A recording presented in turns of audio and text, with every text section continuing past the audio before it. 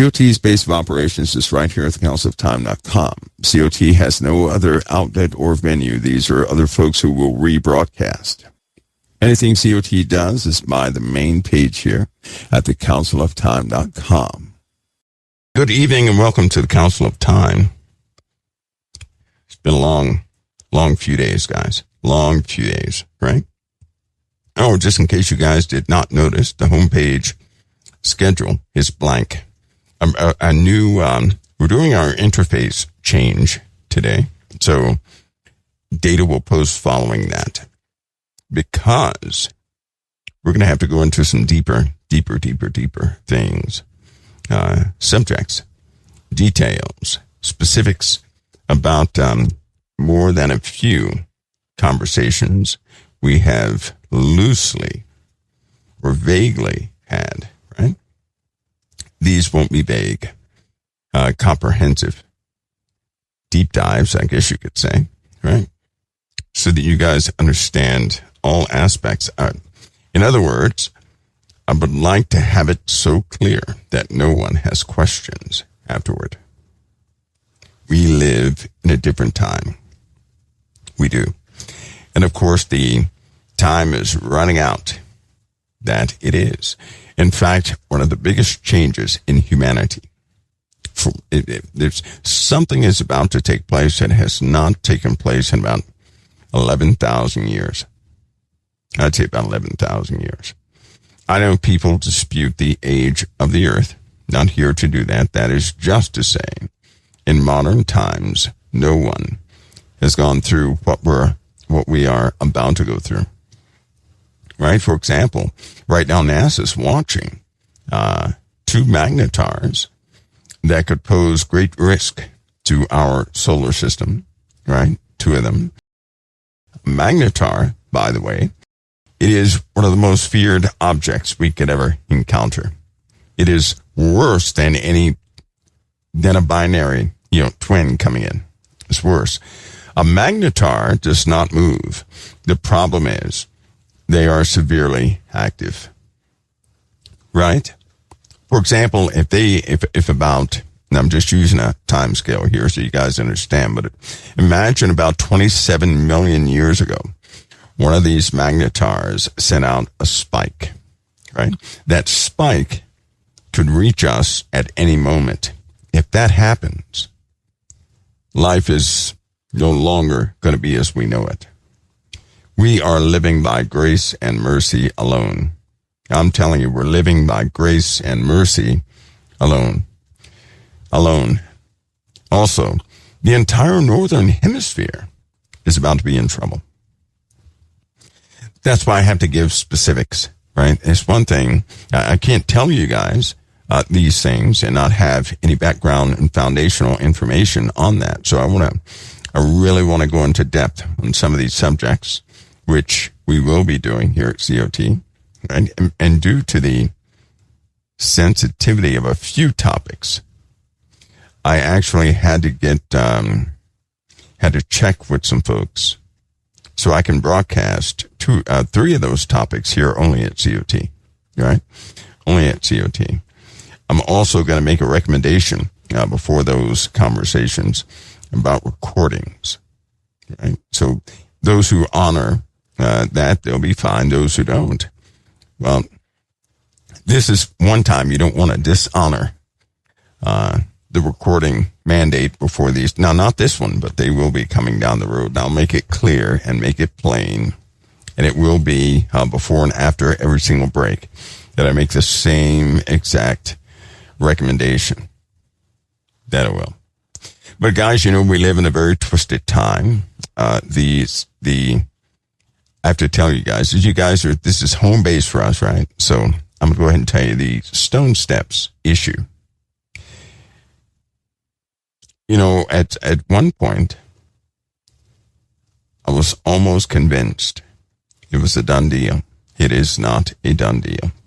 You know how I know that? Because I had the exact same dream again.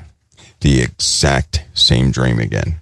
This time, I was in the midst of the people, and I could hear what they were talking about. My goodness, it's not done. So this leads me to believe that there's some very underhanded tactics taking place. It really is.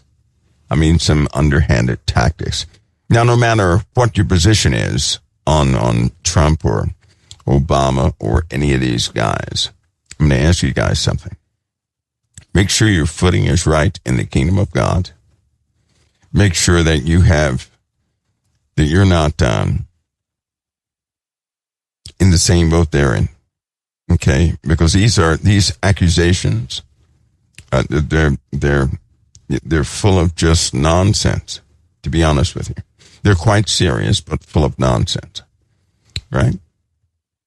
And we're talking about warranted nonsense, which is that's kind of an oxymoronic phrase. These accusations or innuendos or whatever you want to call them against President Trump, people should they have computers, right? If you listen to the media and if you listen to people who do not know about the situation but jump on the bandwagon, all they're doing is throwing fuel on a fire. Just in case you don't know, they're trying everything they can try to accuse each other. Please don't join into the accusation thing. That will turn into violence and eventually lead to murder. There was a person who, and this is happening more and more, there are people who hear opinions about Trump and opinions about Obama. They have gone out to kill people because they heard somebody's opinion on Trump and or Obama and or Biden or Hunter Biden. Do you know that? How would the Father view a person if your comment is leading people to take the lives of others? Please think about that, because you don't want to be the person with the blood on your hands from that. None of us can play innocent from that. Satan will always look for an excuse to amplify the emotions of a person so that they would act upon somebody else in some act of sin. He's trying to maximize any fall that you may have. And he can only do that through our disobedience. He cannot do that when we stand in righteousness. In other words, when we stand our ground, he cannot do that. He can't. But here at COT, we're here to pull down a type of veil so that you guys can actually see. All right? Things are, they're starting to get out of control. They really are. And you guys know I don't like the blame thing, anything, right?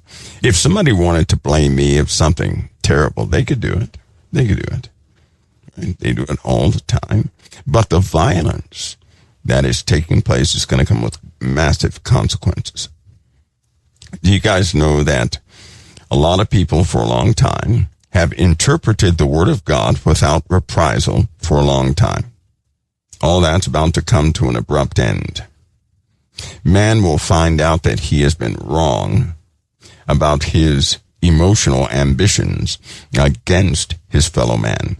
If God the Father came, looked upon mankind at the height of his sin, when we were doing sickening things, and he did not hate us but loved us enough to send his only begotten Son to command his love towards us, then what are we doing to each other? What are we doing? What in the world are we doing? I'll tell you this. Satan is active. He will utilize any subject to blame someone, any subject to stoke the fires of violence. And when violence, because what's happening now is the rise of a dark kingdom. And in my opinion, the rise of the Antichrist is the revival. Do you know that? When the evil rises, the gloves come off. Righteousness will be concentrated within those who are to be kept. And I believe that is the revival. That's the alarm clock, right? What you see happening now is a prelude, part of Satan's attempt to position people, to get them guilty, to get them depressed in their guilt. One of his tactics. So hopefully you can hear this. Satan will often draw people into things. And for a long time, nothing happens. And for a long time, it appears that a person may be right in their opinion about something else. But then the truth comes out. Now, when the truth comes out and people are already drawn into it, they are sickened themselves by what they have been a part of. It messes with their faith. Guilt steps in, by the way, which is not of our Father. Depression then settles in. Voices of accusation settle in.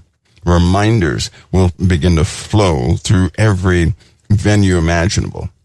And a person is left there, really believing that they do not deserve to even be among human beings. That will lead to suicide and everything else. When a person gets this way, they're in direct denial of the cross. They are. But there's a reckoning. Because if you ever, can you imagine if you agreed with a murderer, cult leader? If another year passes and you find out that you've been in agreement, advocating for, right, lockstep with some sort of a cult leader who was responsible for the death of millions, would you feel like trash, right? You would feel that way. You would. That's what Satan is attempting to do, to get you to become a part of something before the truth is revealed. And when the truth is revealed, then you being in support of it 100%. It's not going to bode very well. You're going to have to deal with what you were a part of. This is what he's attempting to do. Now, before anybody gets confused, we're not talking about Trump, just in case you want to know that. I know a lot of people are upset about the Epstein files, but people need to begin to recall things. The one thing I don't do is I don't forget statements and things that people have done. Evidently, the world has forgotten. The world forgot what happened in 2008 and 2009. The world does not remember when Donald J. Trump, he was the one who alerted the police to Jeffrey Epstein. They don't remember that. They don't remember when he kicked Epstein out of Mar-a-Lago. They don't remember that. They don't even, half the people, they don't know that. They don't know. I'm going to do my best to make it known everywhere, and I've been doing that for about a week and a half. You know how you plant seeds of facts? Yes. People need to know those things, don't they? Yes, they do. In fact, Trump was on record, in a police record, stating that he suspected that things were going on with children, and he reported that to the authorities. And you know what everybody said? He's a wacko. That's what they said. That's what they said. That's what they said about Trump. He was crazy. He was a wacko or something like that. So a lot of people, they just don't know these things. So they're throwing accusations back and forth. Now, the one thing you guys know my position on these leaders. I do not advocate for those seats of leadership. They have a job to do. That's their job, not mine. I don't envy their position either. But it's a bad thing to see somebody hurl around accusations. I didn't like it with Obama. I didn't like it. I don't like it with Trump. I didn't like it against Biden. I just don't like those things. And do you know why? Because there's something all of us can be accused of. Every single last one of us. And because nobody has accused us. Can you imagine if God allowed someone to know everything in your life and then to go to the media and make that known? You just think about that. Think about that. The only difference between us and those guys at the top is their stuff was made public and ours has not been made public. Think about that. You just think about that. And so people are so quick to jump behind an accusation. And those same people can be accused of probably much worse. Just think about that. Also, you're not the same person you were 5 years ago. People change. If you committed something 5 to 10 years ago, so what? But you're different now. I know that from the Word of God. I know that from living life. People always change. Don't ever say in your heart, this or that person will not change. That's a big lie. Everybody changes. Everybody does. You're not the same person you were 10 years ago. You're not. People change. Remember that. That's why I don't like accusations. They're foolish, and that had to be invented by Satan himself. It's foolishness. As a consequence of that, society is falling apart. I just want you to know that. But there is a small reprieve, a small time of rest. And I hope that you guys take full advantage of it. It could be the last rest you'll have for some time. Take advantage of it. Now, to understand all this, that means we have to go through backstories and foundations and information and very specific things. So a thorough look into all these things will give you a great perspective.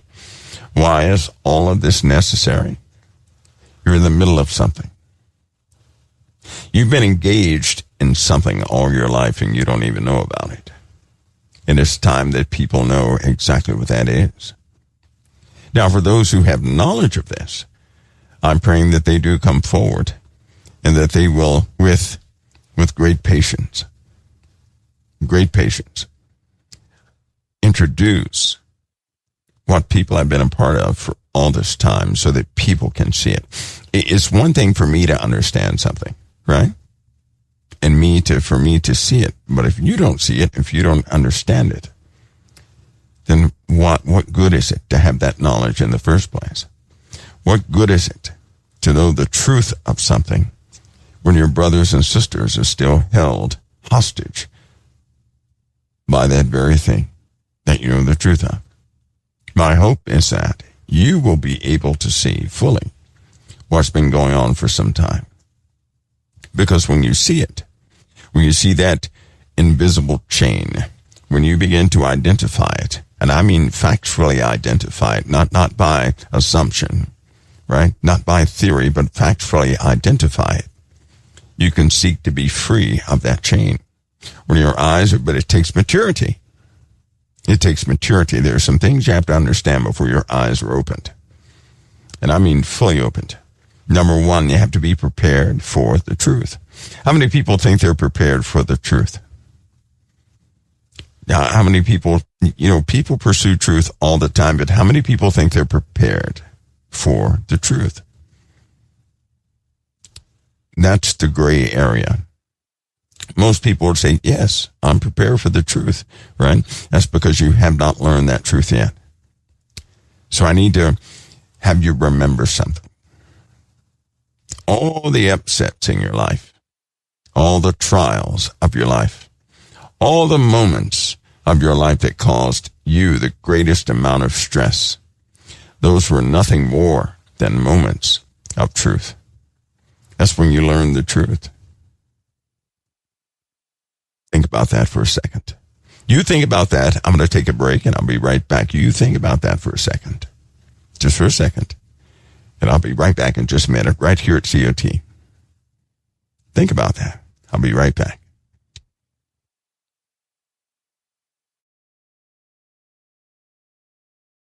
Okay. I should have opened a can of worms with that statement, right? Here it is. Your father has been involved in your life from day one. Day one. Every traumatic moment in your life was working something in your life. Think of your most traumatic moment. Because I'm sure a lot of people would say, well, not everything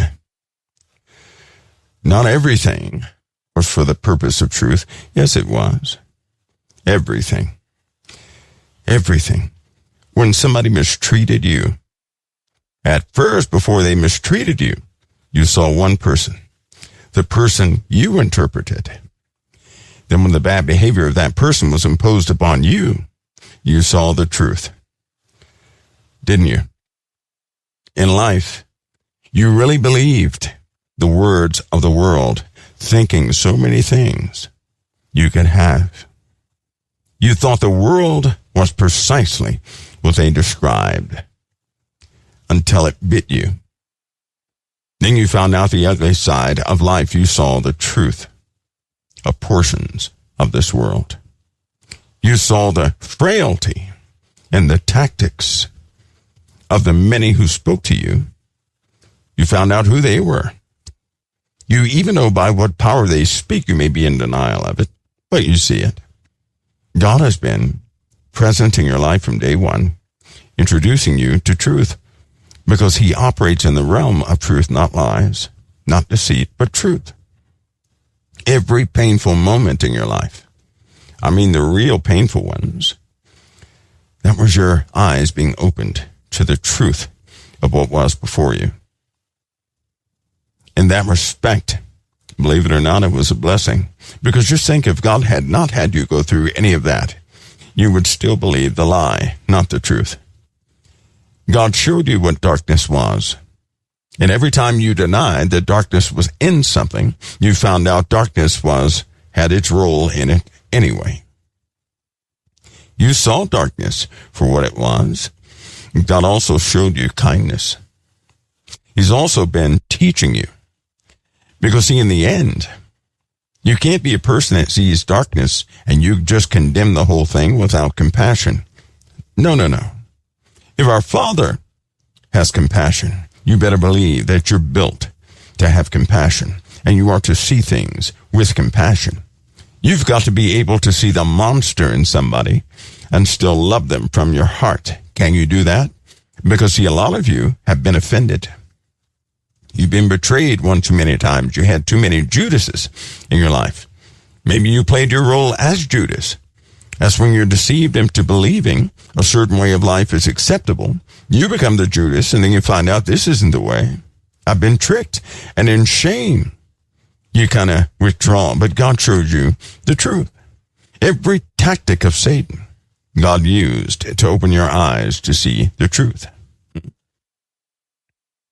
So those of you who have had the worst times, you should have the most truth. Our Father works that way. Now, many of you, when these people betrayed you and things were done against you, sometimes it can make you bitter. Your Father knows that already. He already knows about the bitterness. But you got to remember, you are also young like infants. Now, of course, an infant's going to be mad if it wants a bottle and you give it wants milk and you give it water. It's going to throw a tantrum. The parent doesn't disown the child because it threw that tantrum. All of us, in our own ways, have thrown tantrums. We were growing. We didn't know. There are many things we don't know. And when we don't know, we begin to operate in a type of foolishness. Pure and simple. And God raises us up to see that foolishness. He will show us the truth. We'll interact, of course. And then he shows us a side we never saw before. It's like that story I told you guys about a person lying all the time. Most people go to a liar and they condemn the liar. Did Jesus condemn the liar? Or did he die for the liar? I say he died for the liar, didn't he? So that liar would not have to lie anymore. And when that liar changed his or her heart, their sins can be forgiven. What a loving God we have as a Father. Isn't that something? That's like the forbidden thing in it, to talk about liars. Everybody's turned against liars. I'll tell you something, all of us have lied. All of us have fallen short of the glory of God. All of us have been involved in sin. You know, in the Bible, it says, if a man says he has no sin, he's a liar. That's what the Bible says. A person is a liar if they say they have no sin. So let's establish that first. All of us have played our part in this. Some, they lied more than others. They did. But you're here to tell people they don't have to lie. They don't have to do that. That's what you're here for. What works better? For a person to chastise another person that tells them what they already know, that they're a liar? Or somebody who will come with them with wisdom and say, hey, listen, you don't have to do that to escape the punishment, to escape appearing to be this or appearing to be that by lying. You don't have to lie. You don't have to. And you tell them the Redeemer has come. And because the Redeemer has come, he already knows what you're doing to survive. You do not have to exercise darkness another day in your life to survive. You can now walk in this world by way of truth. And that truth is complemented by the Father through Christ. How awesome is that? You don't hear that message a lot, especially in this world. You know what you hear in this world? Condemnation. That's what you hear. And the enforcers of condemnation. Jesus did not come to condemn this world. He didn't. We are commissioned for the sake of the gospel. A time will come when judgment does come. It will. And no one, you know, in the Bible it says no one is going to mistake judgment. No one. No one. They're going to consider it perfectly without error. No one will miss that. But this is one of those moments when your eyes are open to darkness, when you actually see it, when you actually see the darkness, you start seeing the truth, and you see the light. Do you think God wants you to turn into a raving lunatic who's going to, just point fingers at everybody and condemn everybody? No. God must be able to trust you with the truth. Correct? You're going to be able to have the truth and stay within. Stay within that place of love. All too often, people can see a truth and their hearts are ripped to shreds. Do you know why? Here it is. In life, there's something God is moving us towards, and there's something we want. And often they conflict. If you're living this in this world, and you have a vision of what you want, it may not align with what God has for you. That's why people get frightened about the times they live in. They're frightened. They're frightened because they're finding it very difficult to accept that prophecy is happening. They're frightened, and they shouldn't be frightened. They shouldn't be scared. You know how people say, well, these people are fear-mongering. Well, fear-mongering only works for those who are fearful. If you know the truth, if you know about revelation, if you know about prophecy, how can you operate by fear when that is the Father's desire, that is His will, that is His way, that's what's going to happen? Fear has no place with us, has no place with you. And to operate by the spirit of fear is to selfishly operate. That's when we go astray. Fear. Fear causes people to go astray. Doesn't it? Fear speaks to you. Fear will tell you that you have to save yourself. Why do you think in the Bible it says those who seek to save their lives are going to lose it? It's because only fear can talk you in to saving your own life. That's what fear does. Confidence in Christ will have you'll lay your life down for the sake of somebody else. But fear will have you take your life up into your own bosom and keep it at all costs. That's what fear does. So everybody who operates by fear is going to try to save their own skins. Fear has been in operation for a long time. People are afraid. You know what evil spirits are very good at doing? They amplify emotions. They do. They amplify emotions. You can be upset with a situation because you don't want that outcome to be, right? We're learning. That's acceptable. But spirits know how to amplify. You being upset, turn that into full-fledged violence. That's what's happening in the world right now. And then you have those who consume the violence. They love the violence. They're fed by the violence. They're fed by arguments. Do you not know that spirits crave arguments? You guys crave unity, peace, right? Things that are organized. You're children of the light, so you should like things that are organized. Even if you're an unorganized person, you crave organization, right? You can go to somebody with the messiest house. Inside, they want everything in their own place. They want things to look nicer. They just cannot bring themselves to commit to finally doing that because they're working with everything they have. When you find it like an author, right? An author, they have the messiest, good authors who cover some very deep subjects. They have the messiest places you've ever seen in your life. And the reason why is because they're always reading something, always going through something, right? They'll put a piece of paper up. Oh, I need that piece of paper. They need it all at one time to organize their thoughts, to put it down, on paper, so to speak. Authors do that. But they want to be organized. No one wants to be messy. Why? Because you're children of the light. That's why. Do you know darkness is the opposite? Darkness is different. The fallen ones, they're different. Those spirits are different. They crave murder. They crave it. The same way you would sit around and say, I'd like to just sit outside and enjoy this nice sunlight on this nice peaceful day.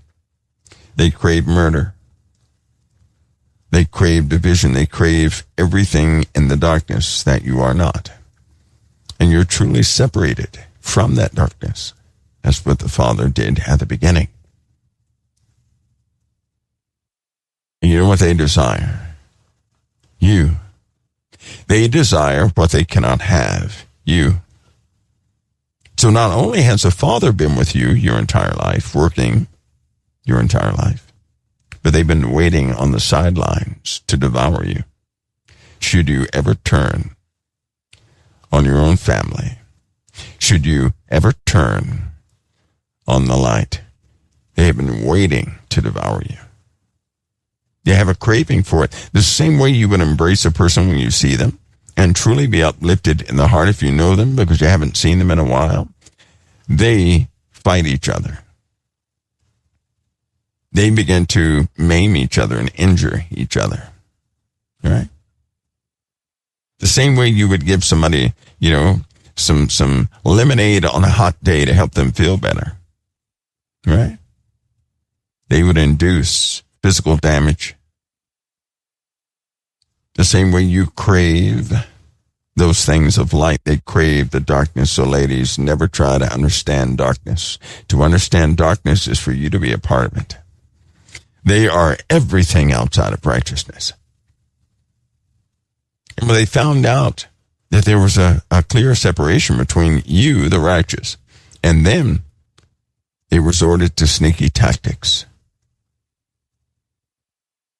Now let me give you this news flash. Your Father in heaven did not design the kingdoms in this world. That was done under the authority of Lucifer. Just so you know that.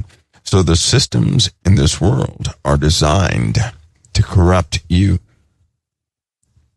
You do realize that the entire purpose of existence of this earth and everything in it is for your process of growth. You do realize that. And when that was interrupted, when Satan interrupted that, he's been utilizing all things of darkness against you. You're the target, not the Muslims. They're not the target. All these other religions, they are not the target. You are the target. Those things exist to entrap you, to get you talking about things, to get you engaged with things, to deceive you. You're the target.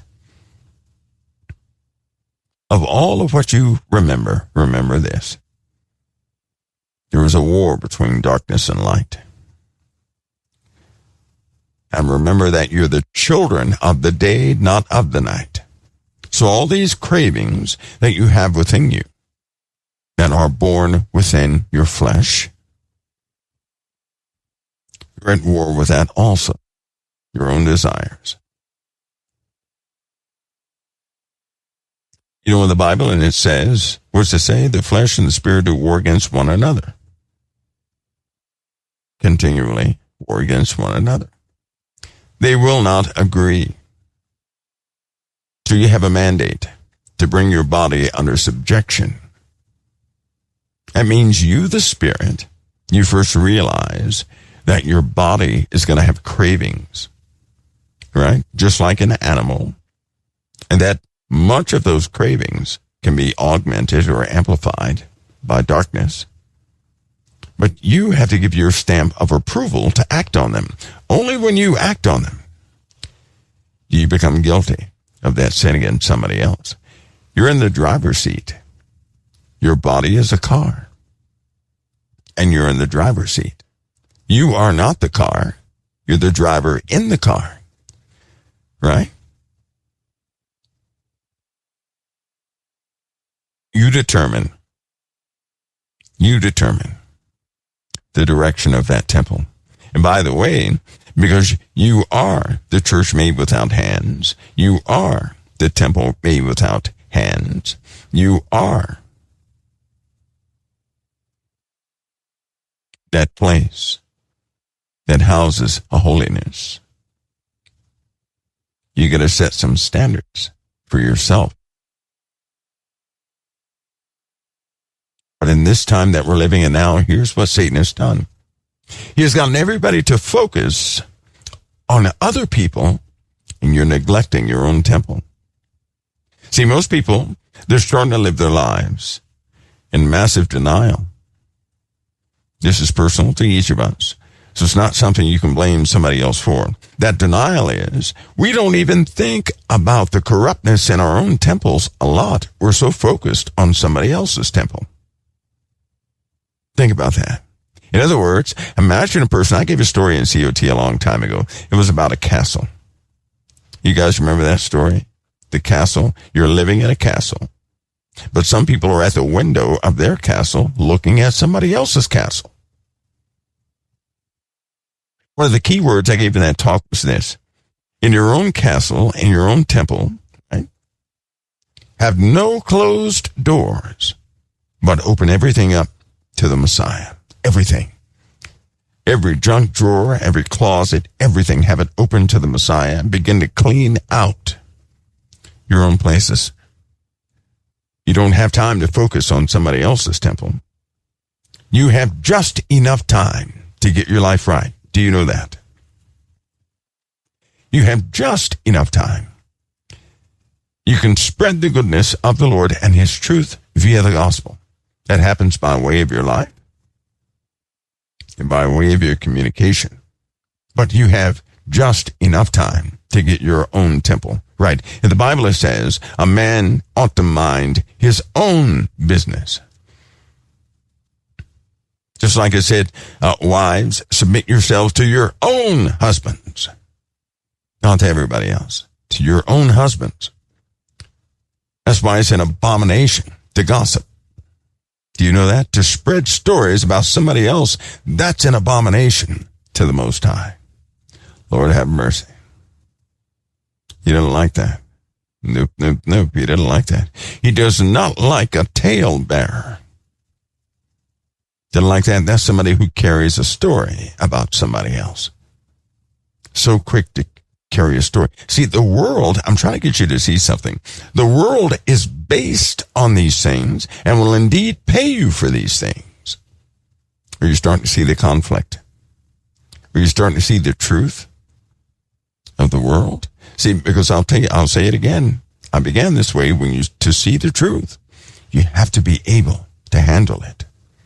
And when you start seeing the truth, you're going to live by a different standard. Because where there was no truth, where you could not see it and there was no truth, you didn't have to deal with making a decision. But once you see the truth, you have to make a choice. Do you see the burden that comes with truth? Truth comes with a burden of the natural, not of the supernatural, but of the natural. Do you see that? Everybody see that? So as God opens your eyes, you're going to have to make some choices. Now, to make certain choices, you got to be mature. A young person cannot make certain choices. What if God would have opened your eyes to music at the age of 5? If he would have done that, you would have never been able to enjoy the radio or anything else with your friends. Your life would have been very different. In our ignorance, we didn't know what those songs were based upon. We didn't know about the producers and the little formulas and frequencies and things that they would add in there. We didn't know that they prayed over the songs that they distributed. We didn't know that. And so essentially people were spreading poison by many different songs, but they didn't know that. Had you known that, it would have altered your childhood.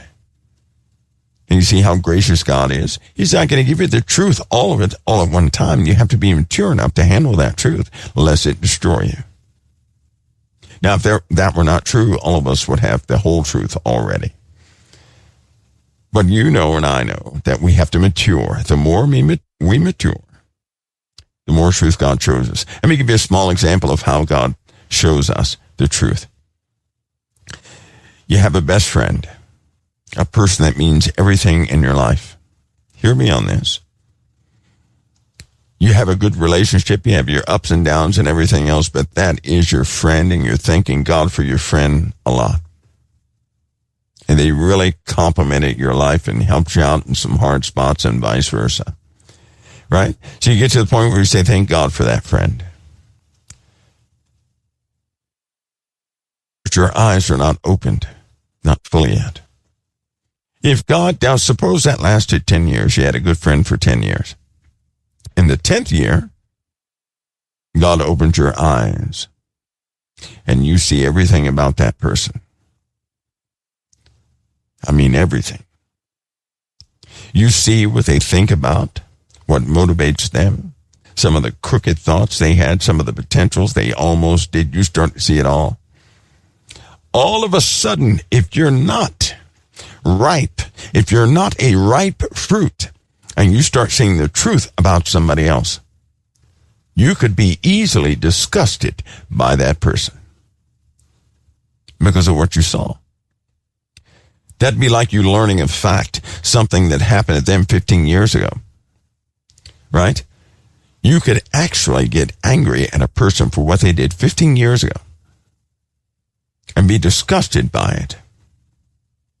And it would ruin that relationship. Now think about that. That means if you don't know it, it doesn't interfere with anything. You have a beautiful relationship. But as soon as you learn somebody's past, it alters your love for them. Now I ask you this, why would God show you the truth about anybody? If you're going to start to alter your relationship today based on something that no longer exists, think about it. See the burden that comes with truth? You see it? Your discernment is controlled by the Most High, not by you. He's not going to allow you to have full discernment. If all you're going to do is learn a new fact about somebody and accuse them with what you find, that's exactly what Satan does. Satan does not accuse you, right? He doesn't accuse you of the good things you do. He accuses you of the bad things you've done. He is the reason why people walk around and say, oh, in my past I was so horrible, I'm not deserving of forgiveness. And then he makes people like that. He will cause a person to deny the cross because he brings up old things all the time. You guys know it because when you're around certain family members or people in your circles, there are certain individuals that will always bring up some stuff of the past. You're a converted person now. You're not that person anymore, but they will not fail but to bring it up, and you know they know about it. And it limits what you can discuss with them because you know that they know who you used to be. So now you can't even conversate in specific ways because you're trying to dodge igniting that person, right? That's how Satan works. That's a what? An assignment. Remember, we had to talk about that. That's an assignment. They are there to make you stop talking about salvation. And before you say nobody can do that, don't say that. Don't you say that because people have already done that. These are tactics of darkness. So God must bring you to a place. He must bring you to a place where you can see the truth and still operate by his love. If he shows you the truth, but you cannot operate by his love, there's no way he's going to show you what you want to see. Why do you think so many people hunt the internet? It's because God has not shown them the truth. Once you have the truth, you stop looking. True? If you find what you're looking for, you don't look for it anymore. Isn't that correct? But we all know people are constantly trying to find something on the internet because they haven't found it yet. Once you find it, you don't continue to search for it. You don't do that. You found it. Can we back all of this up with Scripture? That's the most important thing, right? This conversation is useless if you cannot back it up with Scripture. And this is what our detailed talks are going to be about. Can it be backed up with Scripture? You better believe it in a very organized and in context way. I mean, a clear way. God is so good the way he does things. There's a certain destination you have. It is seldom discussed anymore. The destiny that God has for us, that destiny that's already documented. People hardly ever discuss that. There is a place he's bringing you to. There is a place. He's going to bring you to that place. But we have to be matured so he can do it. And Lord knows we don't have a lot of time. We don't have a lot of time. We don't. You guys know about the stories about something is coming here to earth. Now, I'm not going to say what it is, but we don't have a lot of time. We don't.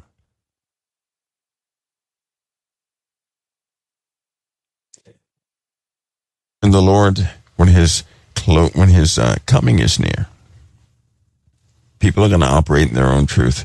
This is something you got to get ready for too. You have to get ready for people to become what you never thought they would be. You have to prepare yourselves for that. Really do. Now, I'm going to take a break. When I come back, I'm going to talk about preparations. We're going to open up the can of worms about preparations. Not preparations like, make sure you have water and no. You have to be prepared. You do realize that a war almost started last night. A world war, a global war almost started last night. Right now, the needle of us going to war is very close to the ignition point. Emergency talks this morning to handle two specific situations. And in my opinion, they're failing. There's a bit of despotism happening right now. And people, but here's my thing though. Here's my thing. here's one of the issues. When I find out things like this, right, things that are absolute, not theories, but absolute, not by news media or anything else, but things that are absolute, I often see people discerning the true times that we live in. The number one topic this morning were two topics. One was about ICE. The other one was about Trump and Epstein. So I'll go ahead and boldly say this. Can I say this? I'm going to give you this is my view. This whole Epstein thing, right, is nothing more. It's being utilized to keep your eyes in a very specific direction so that you will not tamper with the rest, because all the while people have been looking at this Epstein thing and the ICE thing. That means deportation and the Epstein thing are doing they're a distraction big time. Are they real events? Yes. But that's exactly what a distraction is. It's an amplified real event to take your attention off something else. But don't think for a moment that those people in the White House contrived this whole thing. Stop thinking that way.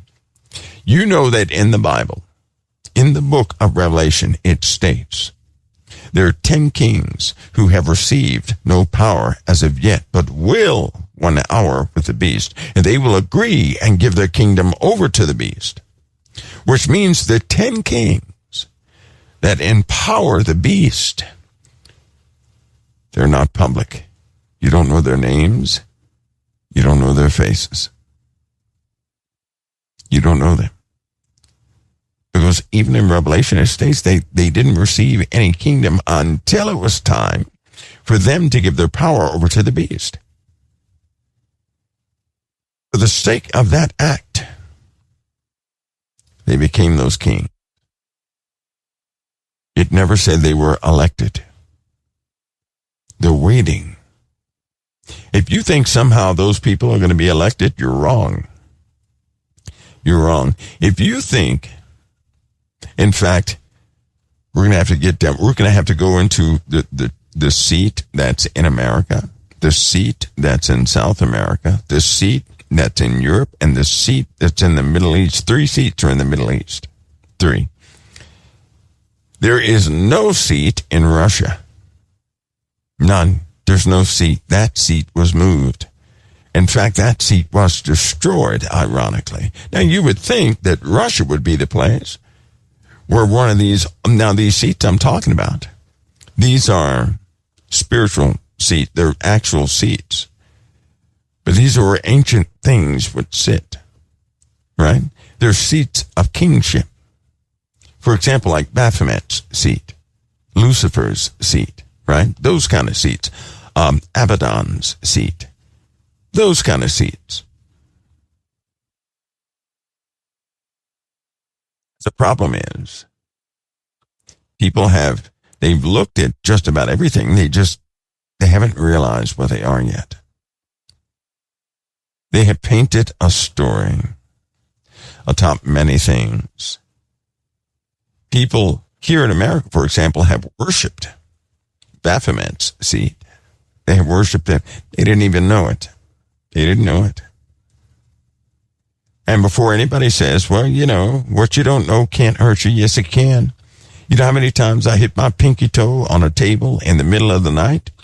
Don't tell me that what I can't see can't hurt me. Don't tell me that, because it can.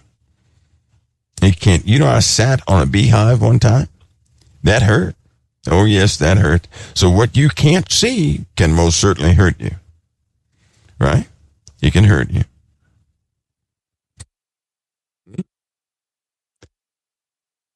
What we can't see, all too often we choose not to see it.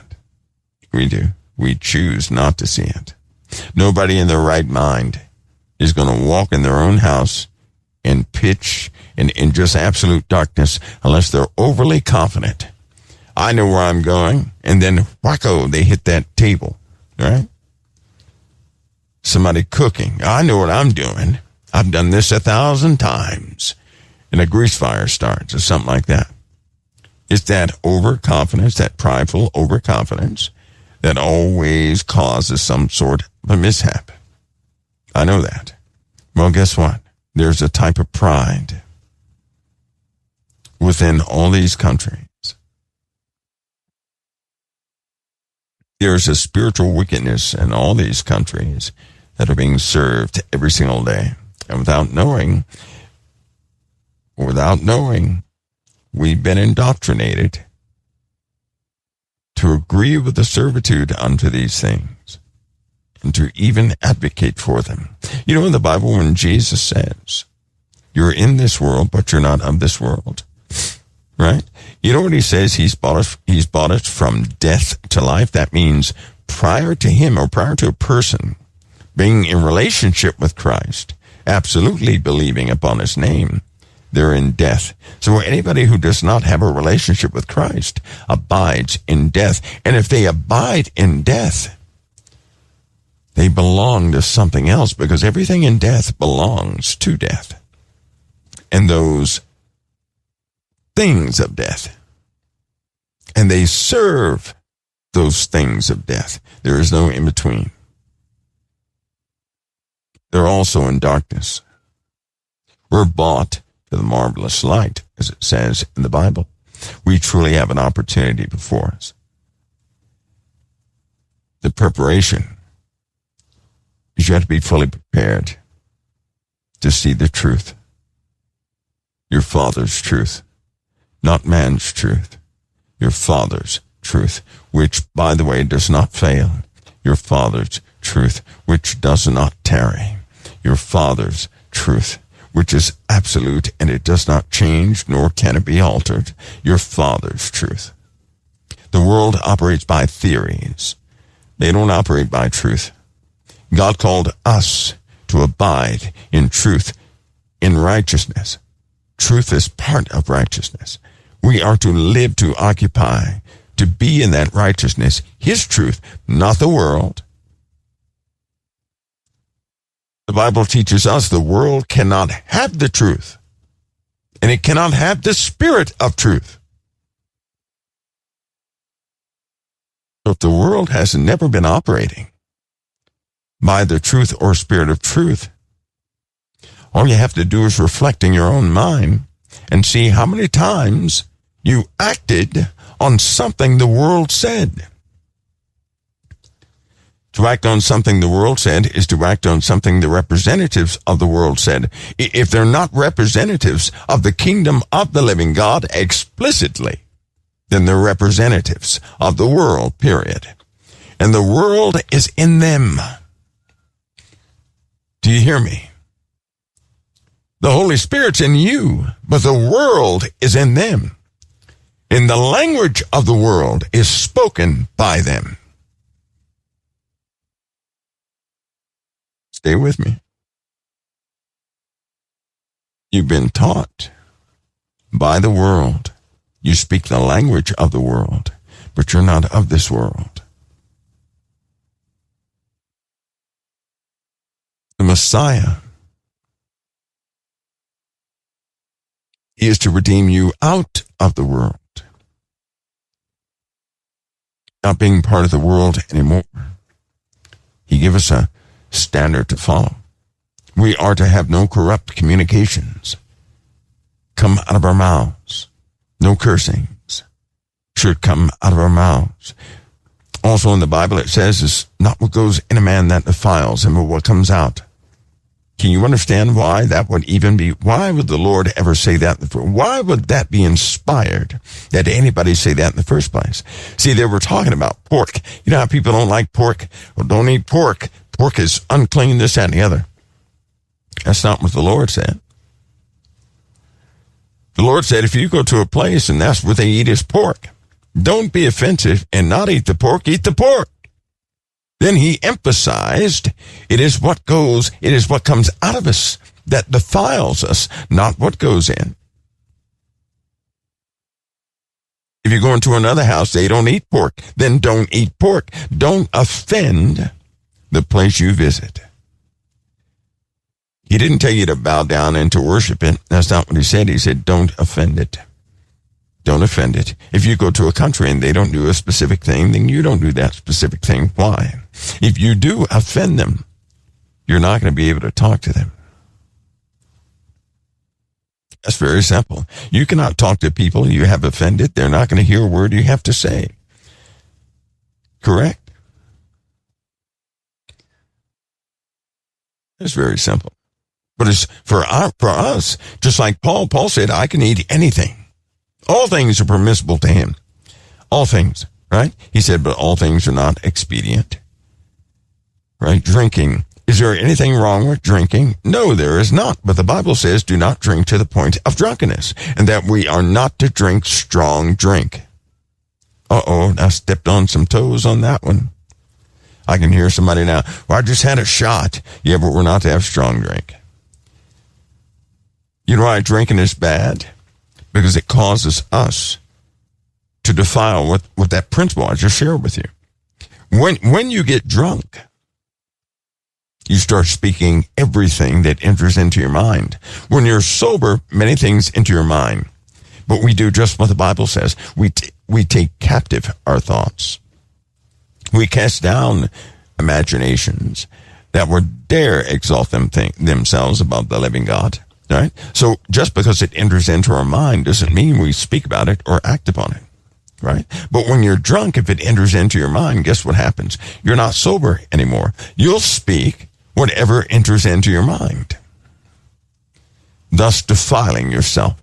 Think about it. You have no filter when you're not sober. You have no filter. The Lord wants us sober. You'll have plenty of things that enter into your mind. That doesn't make you guilty. What makes you guilty is when you agree with those things that enter into your mind.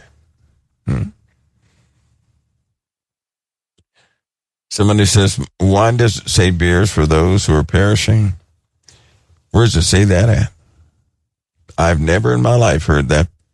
No, it didn't read that in the Bible. Where'd you get that from? Where'd that come from?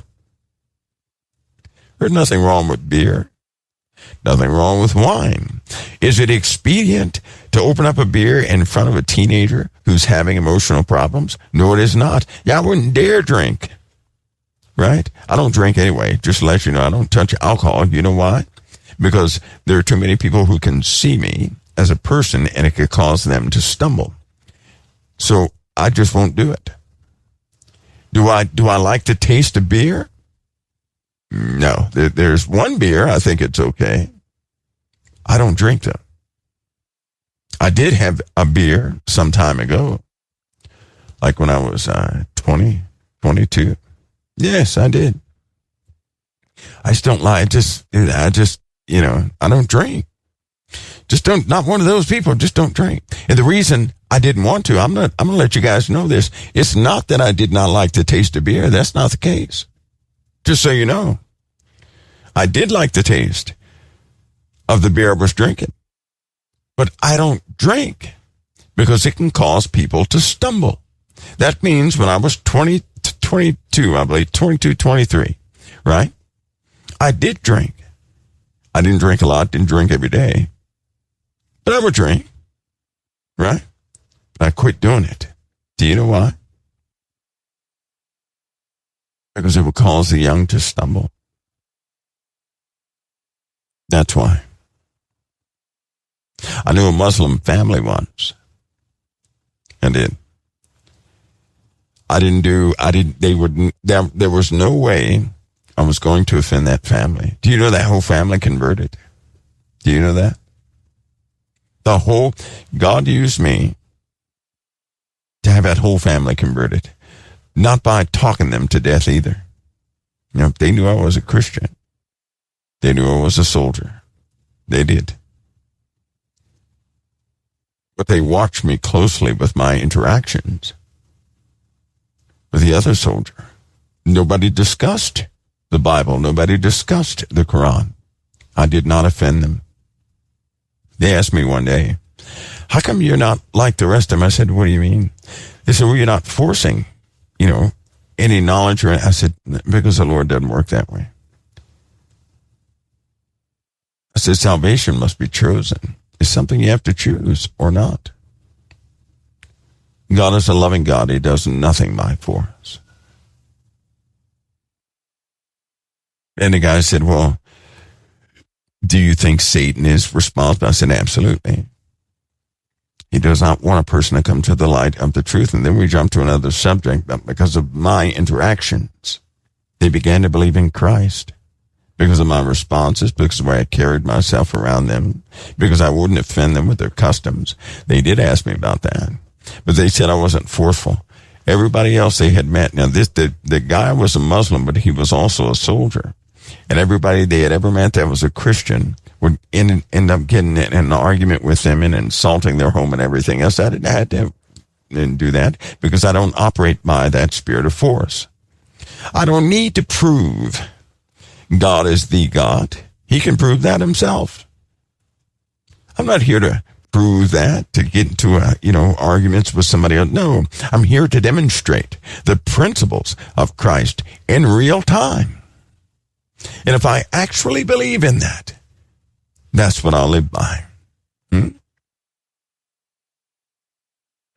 just want to make that clear, because you get a lot of people say, well, you shouldn't drink this and you shouldn't drink that. No. You should remain sober. I'm not going to partake of anything that's going to cause a young person to stumble. That includes certain foods. There are certain foods I like. I will not partake of those foods because of the young. Won't do it. Because I know the truth about specific things, I will not partake of them. I just won't. It would cause somebody else to stumble.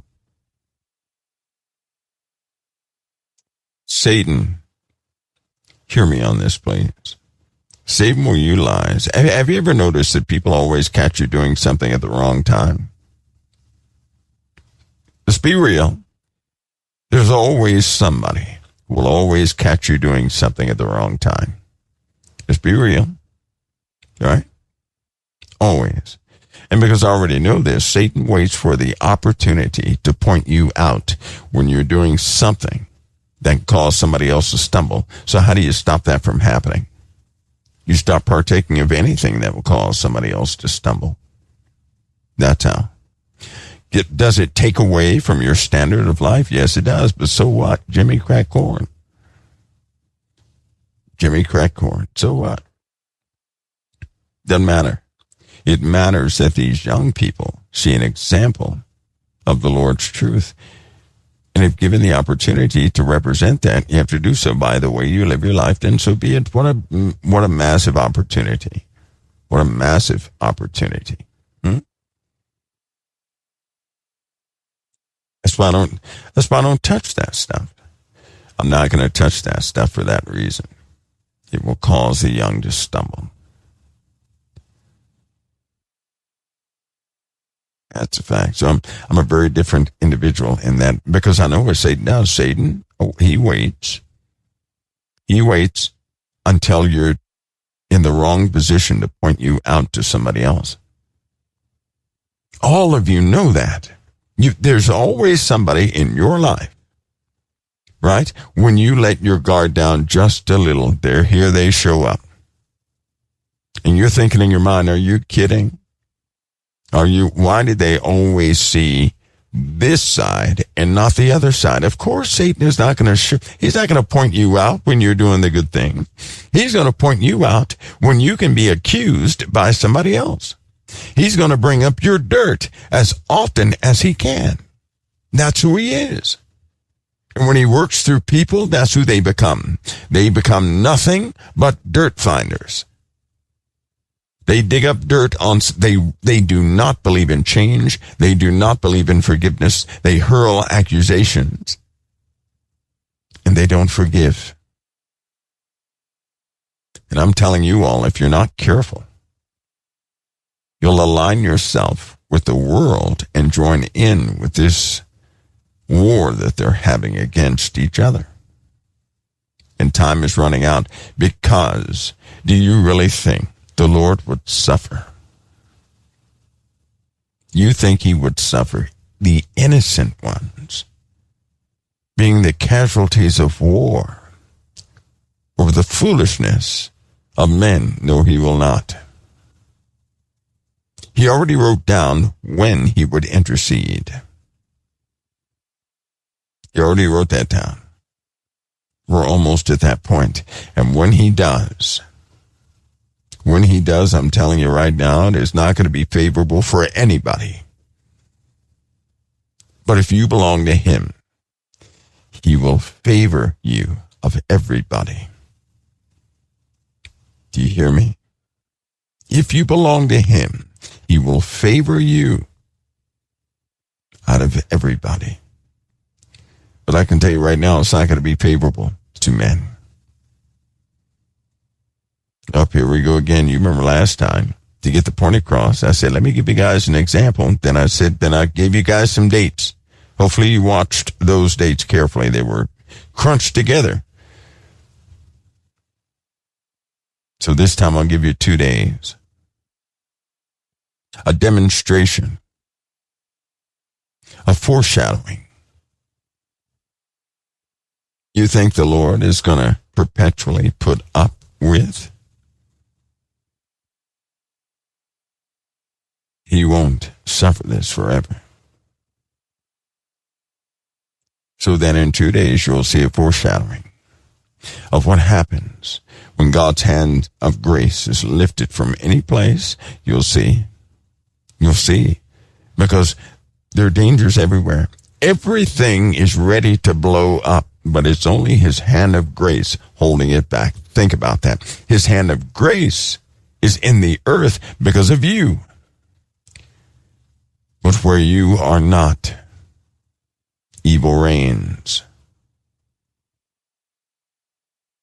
The Lord will not always suffer evil to reign. He has his appointed times. But don't make the mistake into thinking that somehow he's going to tolerate that forever. When his hand of grace is lifted, when no mercy is upon a place, you'll see the evil that's ready to devour it in an instant. So let that be a foreshadowing. I'll be right back in a few minutes right here at the Council of Time.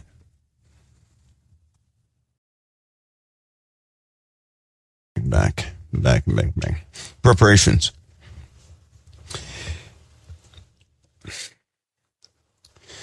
Lots of flames. You're going to be in a lot of places eventually. Before that time, though, before the water event consumes things and quarantines involve the rest, there's a time of reprieve coming. Hear me on this, because there won't be a lot of time in between that. That means when things level out, take full advantage of that time to get your family in order. You got to get your family in order. That means your personal documents, right? Your personal documents like your birth certificates, Social Security cards, those things. They should be in a waterproof bag. They should be ready. Your identification should be ready. There will be a digital failure. You've got to be prepared for that. During that time, many things are going to get jumbled up. You got to be prepped for that. Be prepared to identify yourself, not by computer, but by papers, because all those who don't have those documents, they're going to have a very difficult time. Very difficult. And before you say the Lord's going to take care of me, I can tell you this: if you lose your bank card, if you forget your account number and you have no identification, you're not going to go to a bank and just work with them as though you do have identification. Okay? we know the Lord's standard concerning these things of the world. So make sure you have all your identification documents. Please make sure of that. Make sure they are in some sort of waterproof bag, fireproof if you can. As far as where you live, you need 3 exits. You need an exit strategy based on where you live. 3, not 1 or 2. You're actually going to have to look at a map. You're going to have to know the height. You're going to have to know your location. If something happens, you're going to have 3 exit points. 1 with a highway, right? 1 without. Back roads if necessary. Normally what happens in some sort of catastrophe, people get trapped all the time because of the road, the exits are congested. There will be evacuations because of storms, and you have to be prepped for that. You have to be prepared. So you need your personal documents and at least 3 exits for your families. You need that. Right? Also, it would not be a bad idea to look at ground levels in your area. Find out where the flood zones are in your areas. Find out where they are. Make sure you know exactly where they are. Make sure of that. And again, it would not hurt to get a paper map. If certain portions of your, wherever you are, they get flooded out, right? If you're used to reading terrain, you can be thrown off. If you don't know where you're at and you're reliant upon technology or even a map that you have not thoroughly studied, you can be thrown off by the topology is going to change during floods. It's not going to look the same. Exits could be cut off and you have to have alternatives. Right? Most people don't even know the area they're in because of GPS, believe it or not. They don't study maps anymore. They haven't looked at the map. A lot of people have not gone out of their houses enough to explore where they live to find, specific things like that. So find that out. Also for your family, you have to have at least 3 meeting places for your family. 3.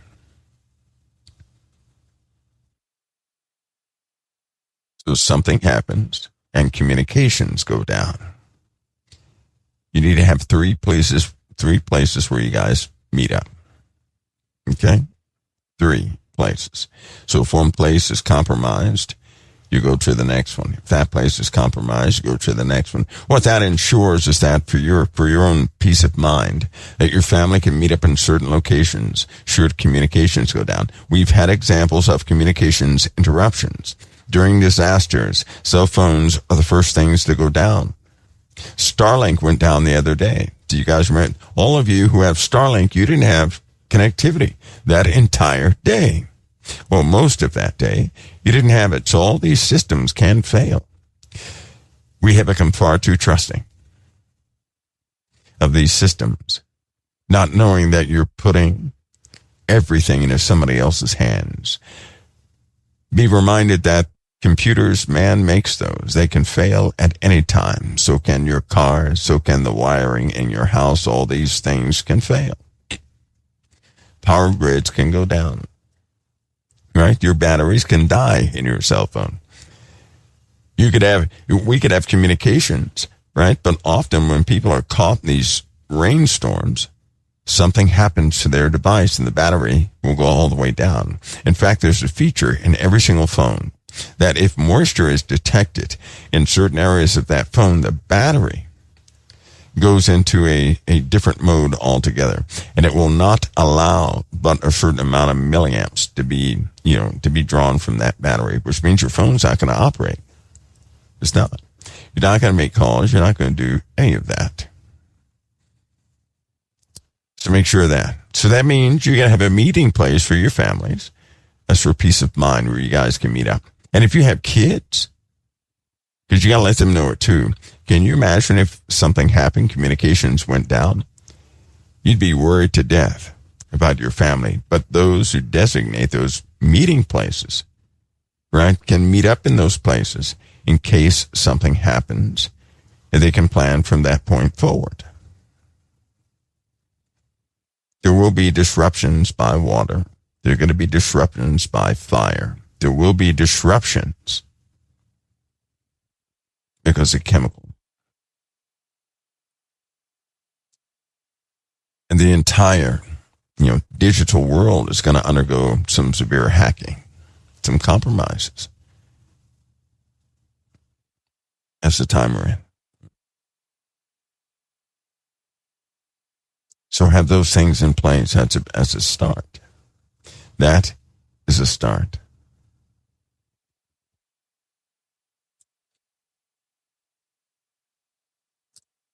Of all the events we could undergo, the weather situation is going to take a turn.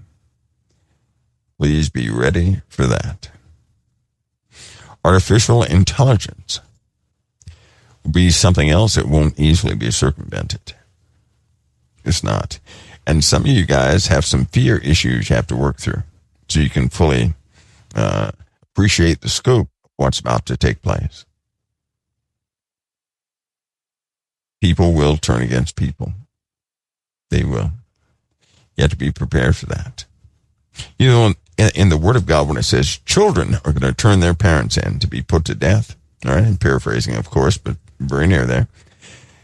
If you look at the world right now 20, 30 years ago, that was not the case. But these days, there are lots of kids killing their parents. Now, I hate to be, graphic like that, but it's somewhat blunt. It's a bad situation. It's increasing around the globe. Many of these children are unhinged, and they will do the unthinkable. So don't put it in your minds to say that, that those young people, they won't do all of that. Yes, they have been doing that. They have been. There have been too many children lately killing their parents, which means kids have no regard for their parents, by and large. They don't. They're doing the very thing that many people warned about in 2006. Do you guys remember what they were saying in 2006? Especially Christians were saying this in 2006. They kept telling people it was a resounding message that was going out from people talking. And it was popping up in Yahoo at the time and other places. They were talking about a hive mind mentality. Surely you guys remember that. They were talking about demonic entities. They were talking about giants and how they had a hive mind mentality without knowing. The video game industry took off during that time, and it has effectively given children a hive mind mentality.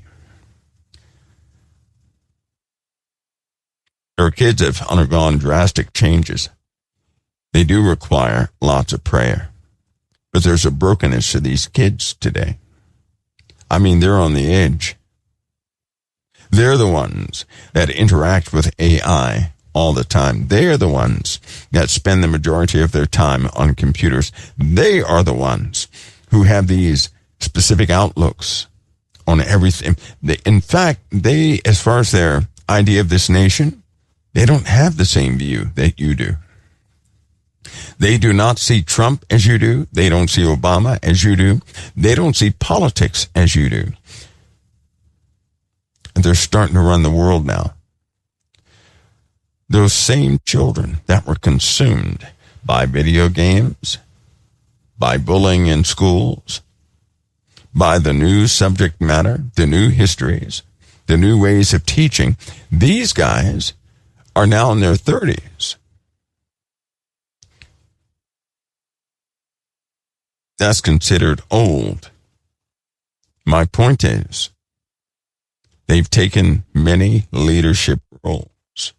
They're starting to run the world. The world is going to reflect their presence. They do not share in your ideologies. They do believe in climate change by humans. Yeah, I believe in climate change, right? Because the climate's changing. I just don't attribute that cause to humanity. Scientists are not very forthcoming.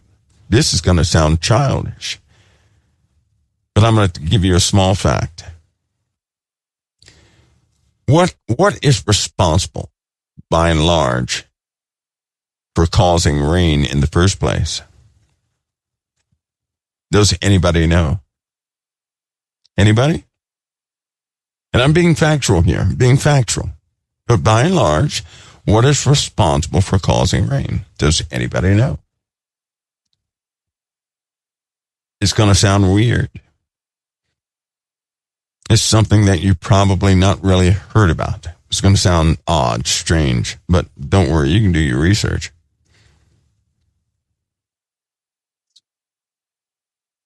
I think I said it here twice before. That's it. Just 2 times. You ready? Here's the answer. Trees. Trees. Did you know that? Can I give you a small example? I give you this small example because it's one of the best examples. But in South America, there's a tree, a specific set of trees that give off a chemical in the atmosphere.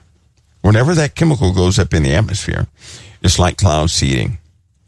And it rains about 15 to 20 minutes after the trees release this specific chemical. Now, they don't do it all the time.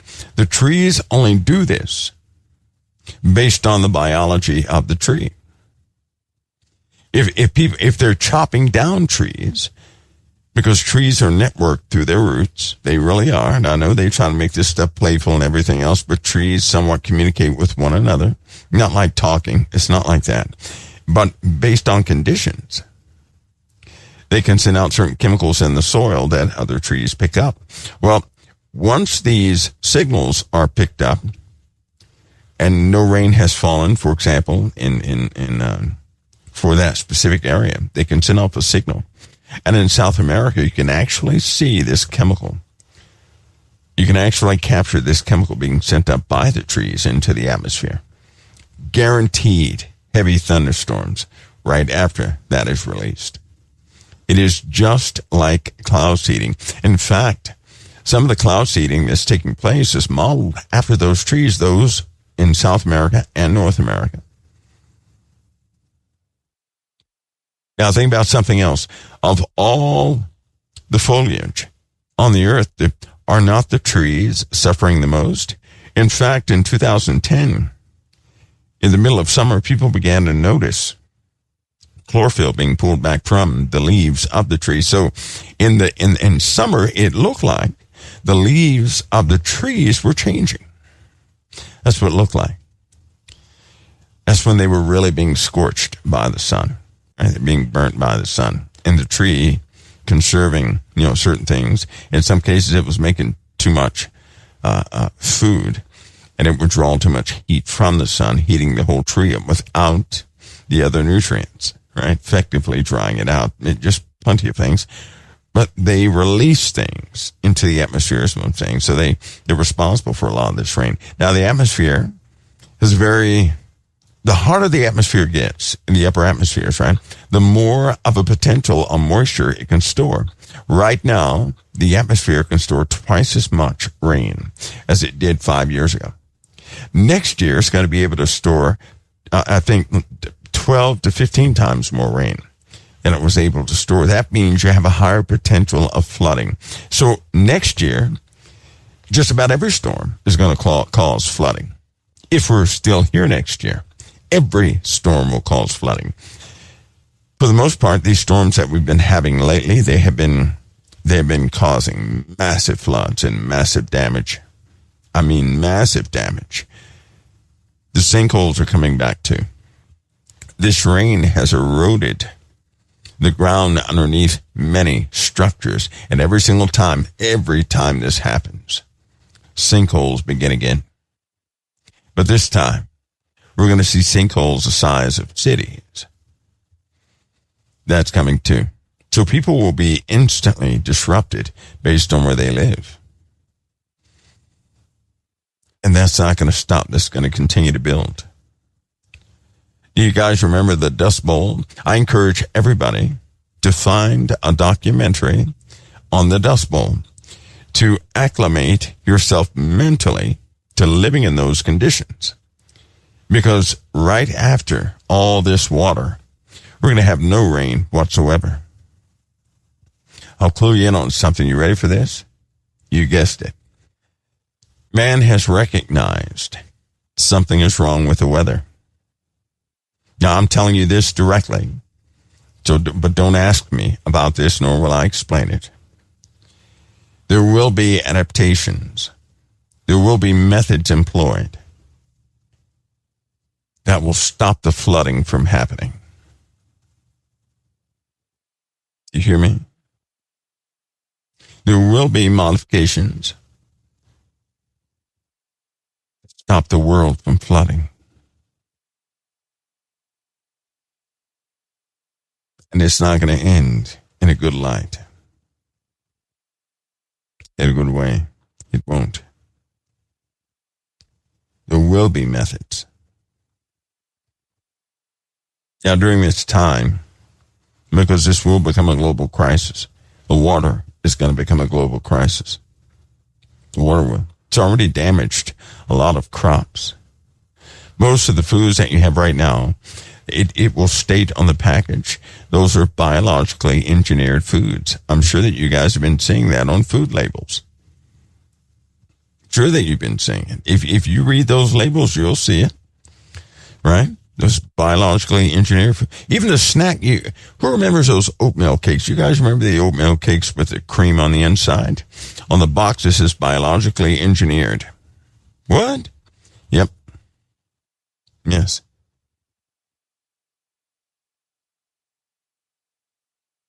So even, everything is changing. It's time that you see them. But don't worry, I'm going to be very specific with these subjects. I'm just kind of doing a quick summary right now, a kind of haphazard conversation to let you guys know what we're going to be discussing in great detail so that you know it. Because once you have a grip on it, once you can see it for real, no theories, I'm talking about the real deal. Once you can see the real deal, you can then determine things for yourself. There's no way you can make an informed decision without being informed. No, I'm not promoting you to go out there and gather information, right? It's kind of like reading, because like these media sites, sadly, those who don't look at the news, right? They're missing, they have no information. They're missing, they have a lack of information. And those who do listen to these news sites are misinformed. So you have those who are uninformed. And then when you do look at the news cycles, you're misinformed. So we have to get down to some of the deeper subjects. Not theory, but get down to the deeper subjects. Some of the theories out there are good. But here's a problem I see. Have you guys noticed that most of what they're calling truth is not truth? It's only theory. Have you guys noticed that? Have you noticed that everybody has a theory these days? And largely, that's what all these news cycles have turned into, a bunch of theories. They don't care about truth. They really don't care about truth. They care about being first. They care less about truth. They really care about being the first one out there. Because, let's be honest, that's the way they're rewarded financially on the internet. And anybody out there who has that as a business, there are lots of people who do, they know that if they're not first, they're going to take a financial hit. That's the way the world has formulated or encouraged, right, a type of competitiveness with information. They don't care if it's theory or not. If you get this story out there first, you will be rewarded. That's how they operate. So they're not concerned about truth. That's why the rumor mill is flowing so much. People get information. They're not validating any of that information. They just put it out there. They don't care if it's a lie or not.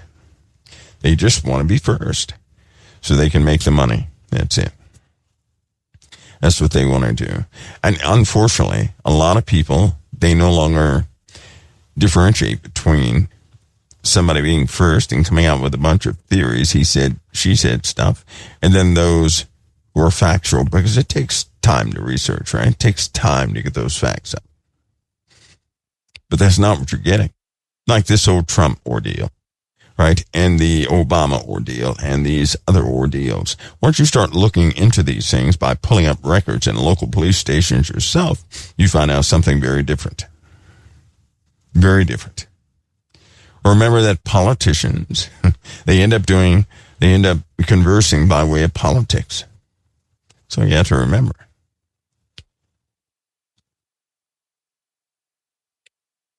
We're close though. My goodness. So people, they don't even want the truth. They want the best rumor or the best theory. That's what they want. Now they're about to bedazzle the entire earth. You're right where they want you to be, and many people are doing exactly what they counted on you to do, even the Christians. That's so sad to say. But that too is a fact. People are doing exactly what they planned on them doing, what they wanted them to do. Exactly. And in other words, the world right now is exactly how they wanted it to be. This is something you'll have to see. All right. Now, just for a brief moment, anybody have any questions? Anybody?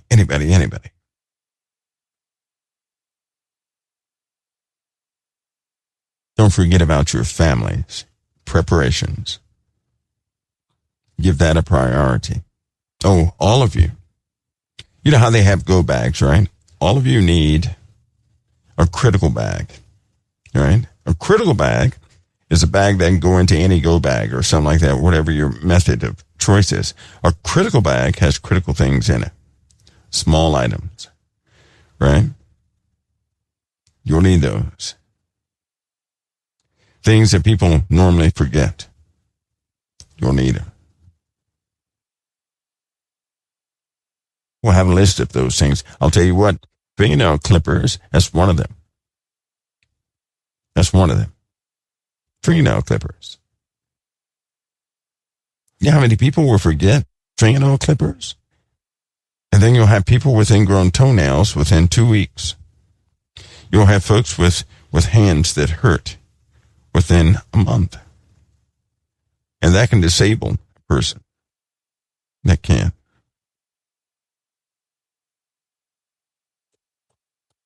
Chapstick is another one. Okay, some questions. Let me sit down, guys. Let me sit down because I've been standing up. So I gotta wash myself sometimes. I may divulge too much. I don't want to do that. I need this. I need our conversations recorded and structured and truthful and forthcoming and honest so that you guys are properly prepared. So homework or deep dives. We have done toothpicks. Listerine is better than toothpicks. Toothpicks can actually get you into trouble. Yeah, they can, but I guess it wouldn't be a bad thing to have. All right, I'm going to start Mixler. Let's see. Mixler says, do you have any info concerning Michigan? Yes. When is the water event going to happen? That's a good question. We're building up to it now, right? What will cause the water event? There are 15 underwater volcanoes we're going to have to deal with, right? There's a movement of the ice, which will likely be the catalyst of the whole thing. The sad part is the ice melting from beneath these big bodies could happen at any given time. And then you'll have a change in the height of the water all across the earth without a volcano, without, right, an eruption, without any of those things. The water levels could rapidly change. So the water event is going to be part of that. The other part is underwater volcanic systems. For example, this week, we'll likely see 2 eruptions. 1 eruption this week, probably the next one will happen the week after. But those eruptions they'll start to signify the instability of the crustal plating, right? Because it will ultimately cause a huge separation in the plates, a type of fracture that pops, right? When that takes place, it's going to make Fukushima's issue look like a wading pool or something. So we're gonna have to deal with those things. Plus, with these eruptions, often what happens are these large caverns are formed. New sea life comes out from underneath the ocean floor, interfering with everything else, and it will start destroying life in the oceans. A lot of deep sea animals starting to come. Some really deep sea animals are coming up. Big ones, humongous ones. They're a problem for the Navy, for example. They've been having an issue with a certain type of organism for about the last, 2 or 3 years. Big problem with that. We're going to find out that life is not exactly, somebody said megalodon. No, not megalodon, something else. They've been having an issue with it. People who live on the coasts, they're going to begin to have issues with some of the larger threats, aquatic life coming up to shore itself, and that won't be good. Then, of course, we have our topside problem that people are going to have to deal with,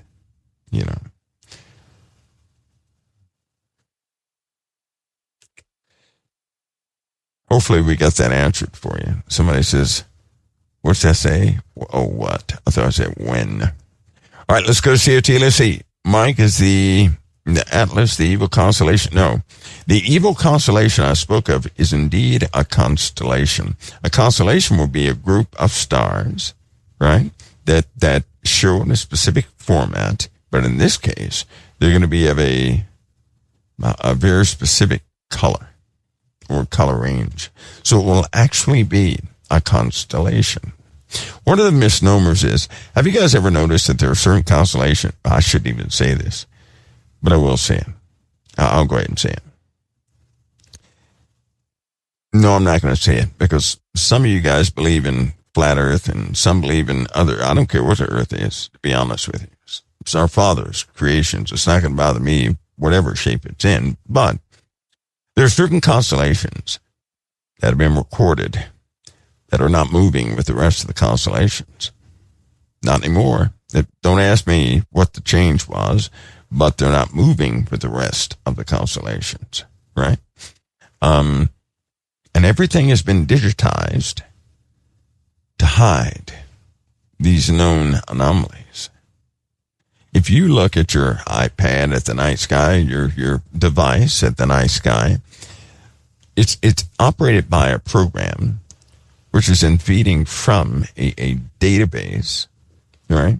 And that database, its data is coming from a satellite that's filtered and, put through a chain of data tables, and it gets to you, which means that stuff could be easily altered before it ever gets to your screen.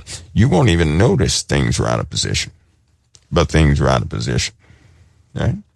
Things are really out of position. You're not going to notice that unless you have can screenshot what the sky is supposed to look like on a specific date and never have that machine go back online again.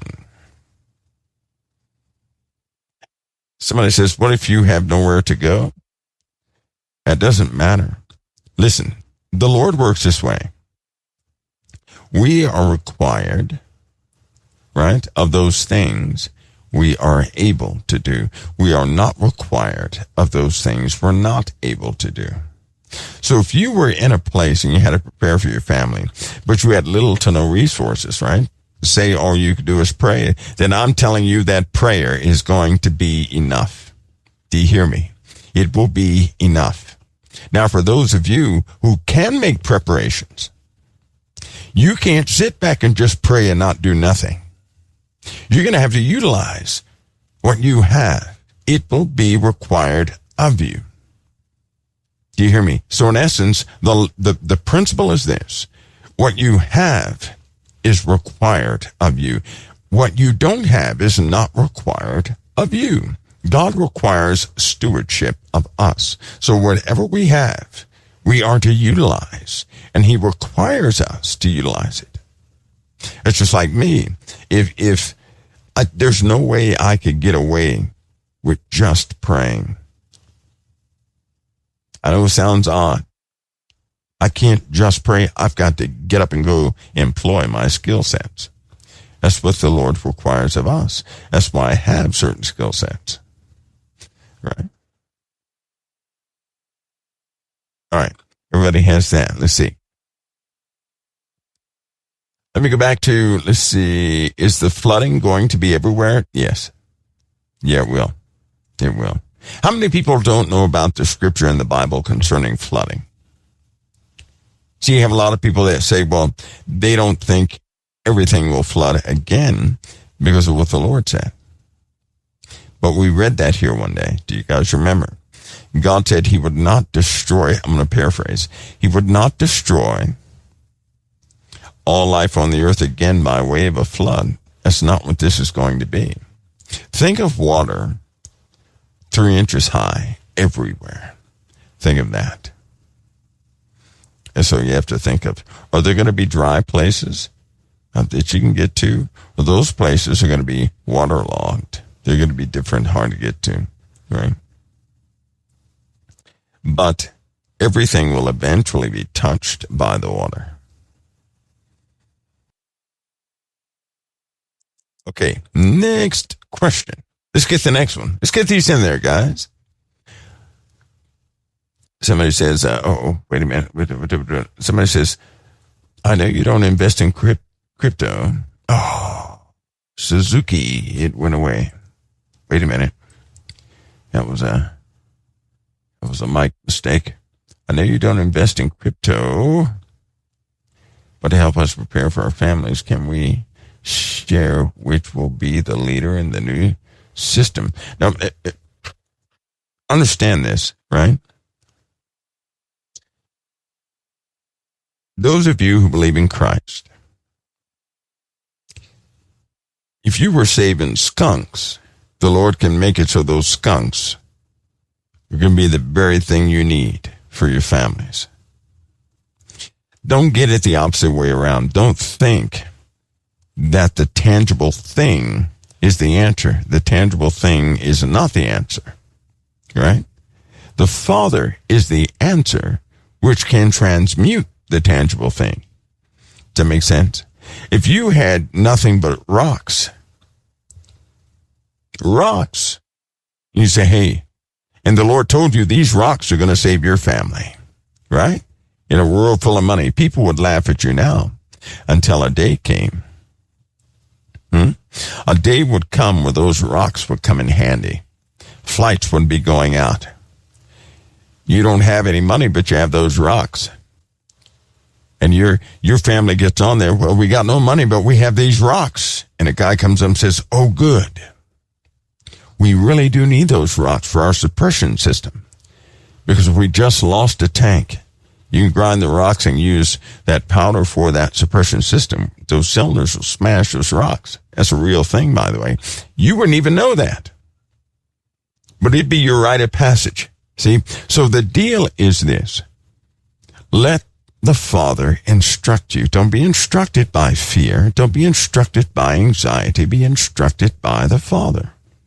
The only way, or I should say, to effectively be instructed by the Father, means prayer and dependency upon that prayer.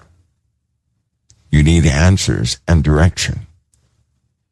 Now, a principle of our God, of our Father, is to instruct you in the hour you need to be instructed. God is not going to give you the answer 15 years before, the thing happens. He already told us how the Holy Spirit works. We don't have to think before time what we're going to say in situations and all these different things. The Holy Spirit will teach us in the hour we need to know it. Now, of your substance, we are to honor the Father with all of our power. That includes substance and everything else. So with your tangible things, commit them unto usage of the kingdom. Do the right thing with them. But never make a mistake and think that the tangible thing is going to save your skin. That's not the way it works. Your Father will use the tangible things according to his word for your life, whether you have it or not. Okay? Trust in the Most High. Depend upon him. He'll lead and guide you in what you need to do. As far as general things, be a responsible person. It's just like me. I know one day I'm not going to be here on this earth. I had a will at the age of 18 because I knew I wasn't going to be here. I already knew that. If all of us know that we have an expiration date in the flesh, right? Lest we be that last generation who was called up to forever be with the Lord in the clouds, right? But I don't know if we're going to be around. Lots of people were not around for that. They're gone already. And I often think about those who will come behind me. I have to leave them a trail of truth. There's no way I can leave this earth and leave anybody stranded like that. Right? I was left stranded. So I'm not going to leave anybody else stranded. Anybody else been left stranded? Been left with absolutely nothing? Anybody? I mean, you really had to fight your way everywhere you went because you were left with nothing? Anybody ever had that? I'm not going to leave somebody else like that. In the Bible, it says that is neglecting responsibility. That's just like back in the day. They had their graves ready. They had their places marked out, right? They did. If you start looking at the history of things, that was an amazing thing. Parents had already left things to their kids. By the family name, it was an understood rule. Who would get what? But people these days, you know what? People pass away these days. They don't expect to pass away. But they haven't handled their business for somebody else. They haven't. When you want everything of your life to complement the goodness that's been upon your life from the Lord, you will be a blessing to somebody in this earth. You will. You will. Okay. Let me see. Let me go back here.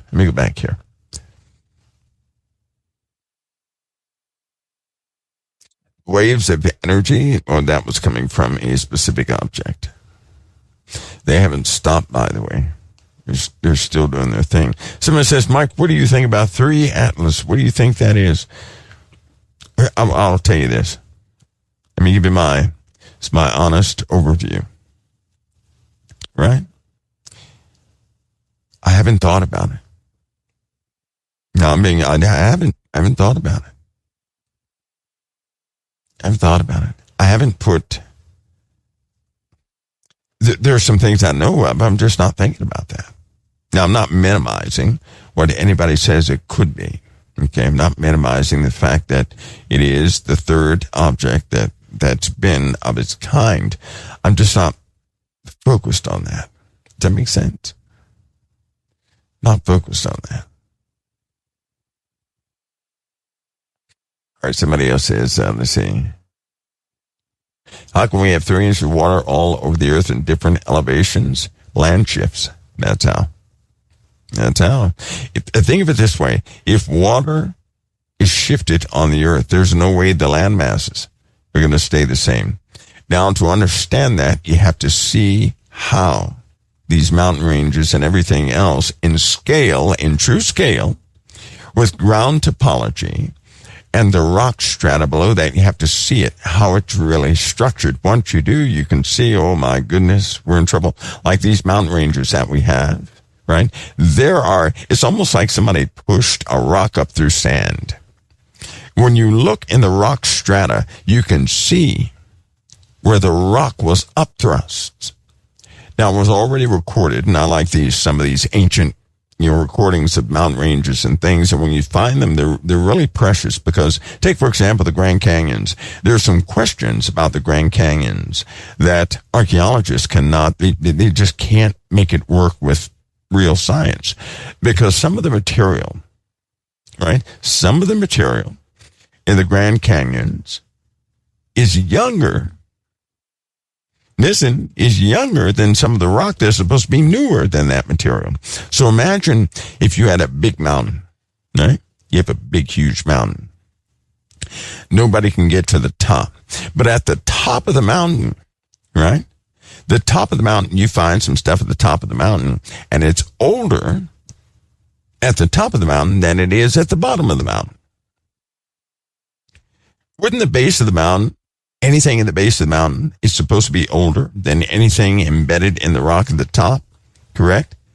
You're not supposed to have items at the top, right, that are like that super old, older than the items at the bottom. It's a simple principle. If you start digging today, and you did that for the rest of your life, the deeper you go, the older items you're going to find. But what if it didn't work that way? What if the deeper you dug, the newer the items you would find?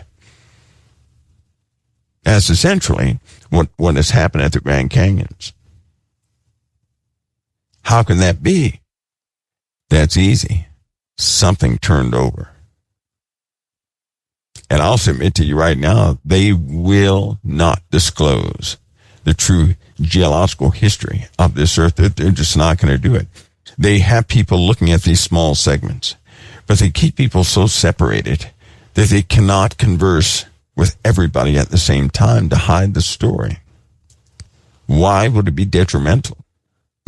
Because if people knew that certain mountain ranges formed overnight, that would just destroy this control ideology that they have over most. That's why.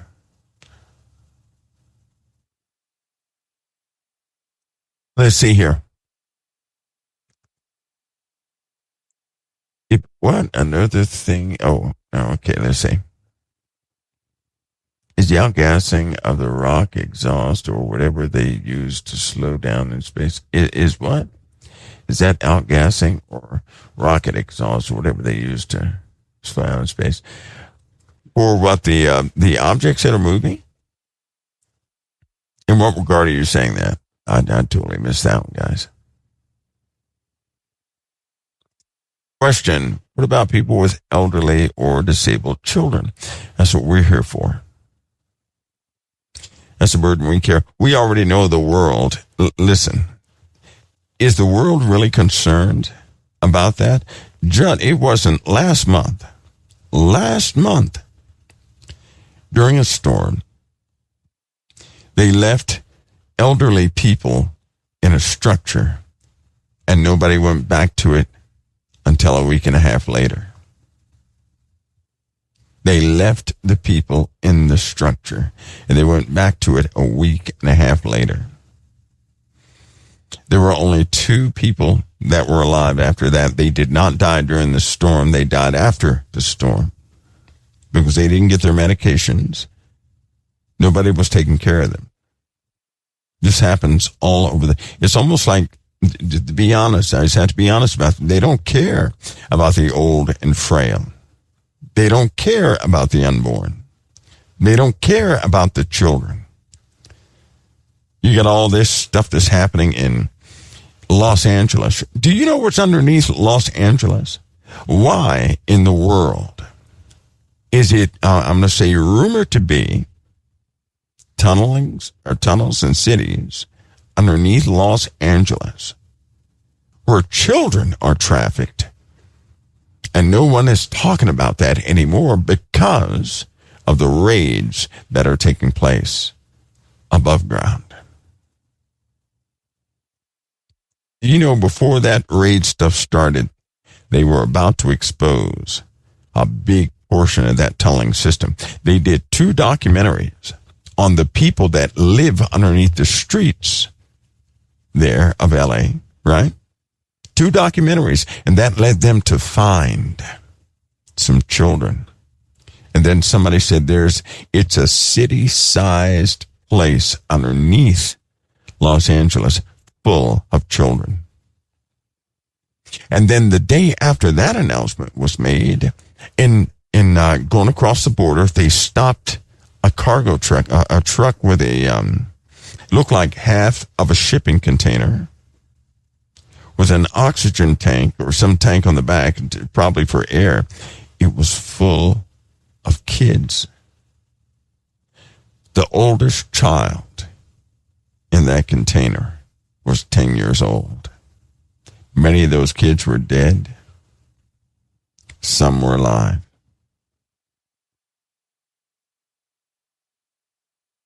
When that took place, the entire paradigm, the West altered. Why is there even a story of a Jeffrey Epstein?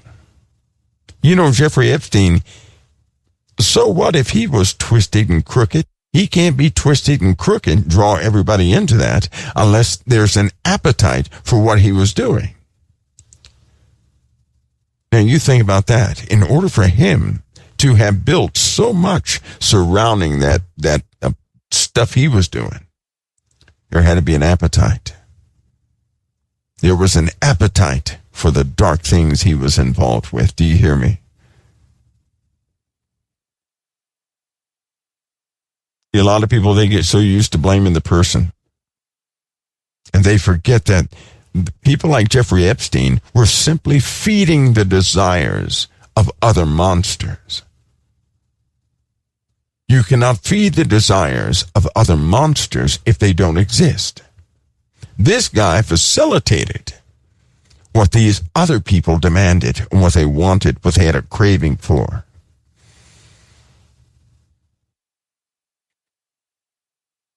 And guarantee there are lots of those people. And guarantee they will not expose those people. They will not. If you're waiting on that, they're not going to expose those people. That would tear down many things you love and trust. You would not see people the same anymore. When children are involved, they know. When the public sees that, it's game over. Game over. Hotel chains have since been busted working with the Epstein folks. Many people are involved. People that you may look up to. Who knows? You're talking about a bunch of billionaires, folks. A bunch of billionaires who can appear and disappear when they want. And of course, they had to have a fall guy. I'll tell you something about Jeffrey Epstein. If he didn't want to be found, there's no one on this earth who could have found him.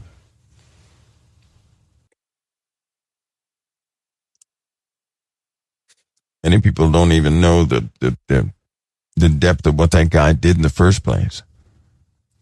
Jeffrey Epstein was everywhere. Do you hear me? He was everywhere. In every state. He was everywhere. And what people craved, he provided. Well, folks, it is that time. It is. Somebody said I met a billionaire in Fed prison who got busted buying a whole island off the California coast. You know what? These things are, it's odd. It's odd to live in a world where a person who has done that is just, I don't know, people cover for this person. They're still covering for that person.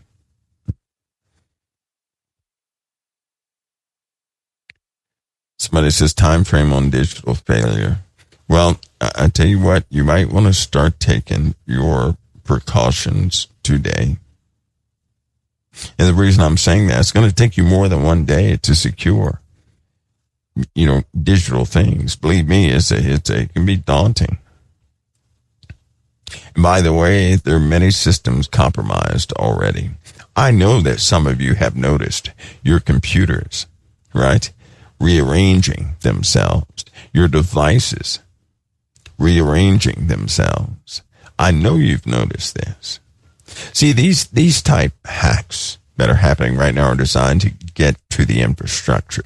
They have to work around the lists that Norton has, the lists that all these other security companies have. Much of this is being done from the inside. It's being initiated from U.S. citizens. And we're talking about U.S. citizens you would never suspect. So not necessarily ethnic persons. You can't look at their, what race are they? You can't say that anymore. All right, folks, let's see. It's true. Well, that was most of the questions. Are these floods only in the USA? No, they're worldwide. It'll be worldwide, unfortunately. And in fact, the process has already begun. Do you guys know how much ice is melted in the poles? Let's put it this way. One side of the poles has lost so much ice. It's just an unbelievable number. The other side has gained that same amount of ice, which means you have an alteration in the physical poles now. There's difference. Folks, you guys be blessed. Listen, I'm going to come back when I do come back. We're going to start some of our deeper subjects, if you guys don't mind, so we get this show on the road. Preparations is very important. Identification of people is very important. Somebody suggested that for identification tags, like a dog tag or something like that, I don't see where that would come into play. But if need be, that can be done. That could be done. But identifying your family, having papers for your family is going to be very important. We have to get through a water event that will be preceded by a bug migration and flying insects flying all over the place. Then we have to get through the time of fire and dryness, when the droughts take their toll. When the droughts take their toll, many people are going to go missing. Many people, they're going to go missing. After the fire, you're going to have to deal with two other types of circumstances. Oops. God bless each of you. I'm going to see you guys tomorrow right here at the Council of Time. I'm going to leave both, I'm going to cut everything off abruptly. I'm getting a Q sign so we can get back to our things here. Yes, and Robin says meteor shower tonight. You guys know this week we're going to cover some meteor showers and a threat in those meteor showers that you need to know about. So I do hope that everybody is ready for an impact, but not any named impacts. You have objects like Atlas that people are looking at, right? There are other dangers out there. I do believe that one is a little more immediate. So we're going to be looking into all those things. That begins tomorrow. Lord willing, right here at COT. That begins tomorrow. So I hope to see you guys. I hope to see you guys then. That'll be on our schedule also. Right? You guys continue to pray for COT. We're about to ignite some of the framework. We're going to see how that works. So it'll be some, we're going to test the robustness of it. We have to send it through some tests. Make sure it's bulletproof before we throw some things on there. Okay?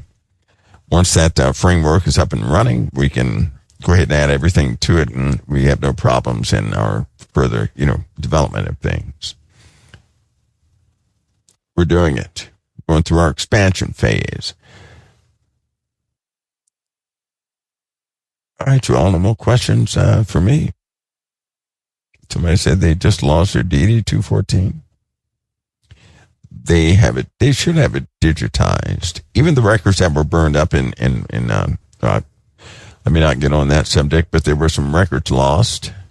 Some of you your records may have been in that place where the records were lost. They have digitized all those records again, just so you know.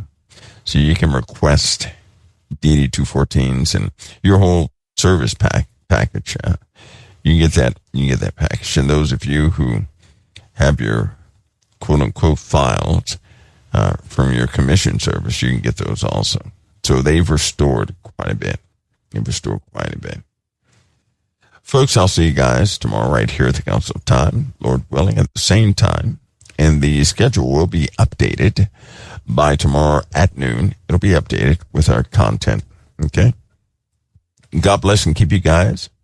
Remember, prepare yourselves to see the truth. Prepare yourselves. Somebody says, what's going to be the average height of the water? I would say about 3 to 6 inches. It's not going to stay there forever either. Just imagine a day when the earth is covered with water everywhere. Right? Some places deeper than others, but on average about 3 inches. Just think of that. That means the water's both moving, right? So it's not going to settle and become stagnant, staying on there. No. It'll be shifting and moving. But you know what water does to volcanoes? Anybody? If you expose a volcano to water, you guys do know what happens, right? Explosions. More explosions. So that'll cause cascading events, right? Geological failures across the board. So be prepared for that. Be prepared for that. Fog to yes. Atmosphere is going to deal with that, but we're going to line all of that out so you guys will know what I know for the most part. I'm going to make it clear and concise as possible. That means you can, because I think it's good when you have data like that, to have it in a way where you guys can go out and really validate every day, make your comparisons to see where things are actually going, right? This is not about being right one time for all time. No. This is about something we're going to face. We're going to track it to make sure that our timing benefits our families. This isn't about, this is not a prophecy. That's not what this is. This is a forecast, and we're going to track those events so that we have a good idea of how these things will unfold and can, do things appropriately and accordingly for our families to keep them in safer conditions. That's what this is about, right? That's what this is about. But you don't hear anybody discussing a water event. You will here shortly. They'll finally start talking about it, right? But they're not going to talk about anything until they have some sort of put things in place. They're putting things in place. All right, everybody. I'm going to see you guys next time right here at the Council of Time. God bless each and every one of you.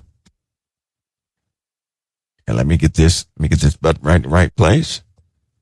This is a mess over here, everybody. I have windows all over the place. God bless. It's always an honor to be able to talk with you guys. And I hope that this week will serve you guys well. I really do.